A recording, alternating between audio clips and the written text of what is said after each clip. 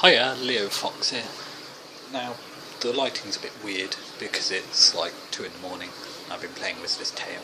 Shh, don't wake up my fingers, they'll start hurting. It's really weird, I'm trying to do this and I was just watching YouTube on the telly through this tablet, so now... Oh, it's gone really weird now. Basically, I'm looking at myself.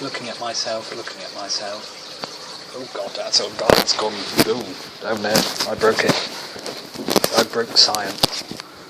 Hang on, let's put some light on over there. I like it. Oh no, there we go. Yeah, how weird is that? I'm like looking into what I'm looking at. So, yeah, basically I just wanted to show you that I'm kind of trying to do this video and over in my peripheral. Oh, and I can see myself. So I can see myself on two screens, this little one and the big one. So I'm just going to talk you through some of the things I've done with this fluffer here in the past few hours. So basically this is it's still quite flat, I haven't stuffed it yet, so that's the back of the tail. The lighting's not perfect. That's the back of the tail with the black stripe, now, with the black triangle. Now, I've made a mistake in that I made that too short, so basically what you've got is 3 stages going on. You've got the black down here, then you've got the white comes up to here, and then you've got the blue comes up to here. Now, the lovely thing about fur is it hides a multitude of sins, and I can simply put in extra pieces to make it all up to the same height. Then what I'll do is simply fold it back on itself, like so, making a little wallet sort of arrangement, and that'll be where you post through a belt. I'll even taper in the corners a bit to make it not quite so wide and harsh. So I'll have something a little bit like that, which will then fold over to make a wallet shape. Yeah, that's the blue triangle, and personally I much prefer the blue. I think the blue is much nicer myself. And down here we have my first ever attempt at doing those triangles actually, and my first ever attempt at doing one of these little flared out tails. Now, in order to do this one, I didn't put in stuffing because I found that it's going to be rigid enough, even with wind and stuff, that's not going anywhere. Now, to put this on, I made the point of the tail as I normally would, and then on one side I folded over that way and just put a running stitch back and forth. But then, on the other side, I folded it the opposite way and put a running stitch back and forth. Now you can see the sewing's not like quite uniform because I've got some of the fibres, but that would simply brush out with a comb. And so yeah, that's pretty much how it's coming along at the moment. I'll just grab the pause moment. Now I've got one of these little baggy things, they're fantastic, keeps it all together. Now I don't know how the blue will go with the red, but it's the customer's choice of how they wanted it, so there we go, there's the claws. A little bit fiddly to get on, they might be a bit tight if the customer says they're a bit tight, or my friend rather. Then I'll go ahead and like adjust them a bit, make the fingers a bit wider, but it is for someone a bit younger than myself, so my hands may be a slight bit bigger. So yeah, there we are, there's a tail and paws. Now, I made these paws and tails completely off my own kind of funding because I believe that it's wrong that only 1 in 4 or 5 furries has a fursuit. I think it should be more like 4 out of 5. And we started our Barnstable Furs group on the founding that we want to be inclusive, because I was part of another Devonshire fur group. It wasn't called Devonshire Fur Group, obviously, but I felt there was the people who are usual and like been in the group forever, and then there was me, and I was always felt left out. I'm not included, not part of the group. Like certain things, like they would sit at a table in McDonald's one time and there wasn't a chair for me anywhere at all. No one even kind of noticed that I was still there. I did get in a couple of photos, but most of the photo shoots it would be them and then I'd be off. They went up on stage as a group and left me out, and I went up. Although I did fulfil a long time dream, because I went up on my own and kind of sang Leonard Cohen's Hallelujah, or at least the opening to it, a cappella, after he had passed away, rest his soul. So that was a really cool thing. I wanted to do my homage to him.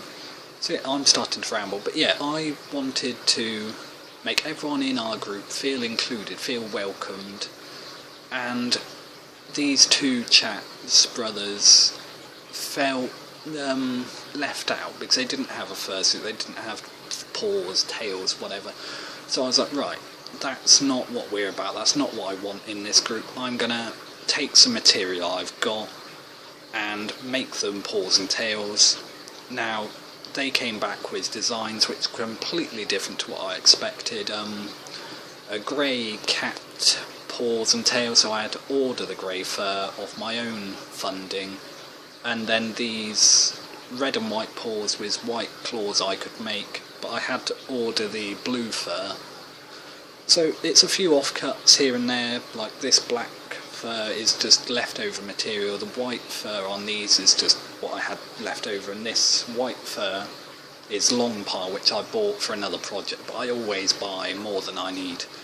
I have a big wooden chest that's just full of fur and random bits and pieces, old claws that never got used for a project that I might put on something.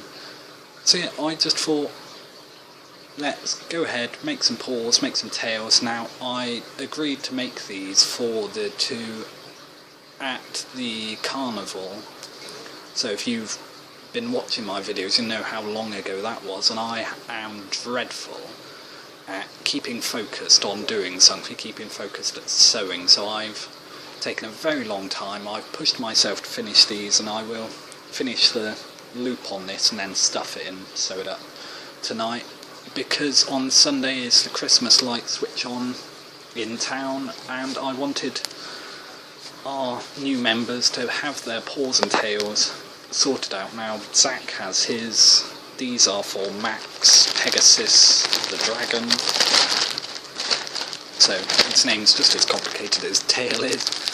But no, I've made this tail in one evening. It's taken a number of hours, but I've stopped in between to walk the dog and have dinner and that. So I love making tails. I just absolutely get frustrated with making paws because of all the intricate little bits you have to do, all the little different parts, the different sections, you have to stop and go back to it, and yeah, it's all fiddly. And yeah, a tail is much easier, even with these extra pieces, it's much simpler, much easier, and I can make it in one sitting.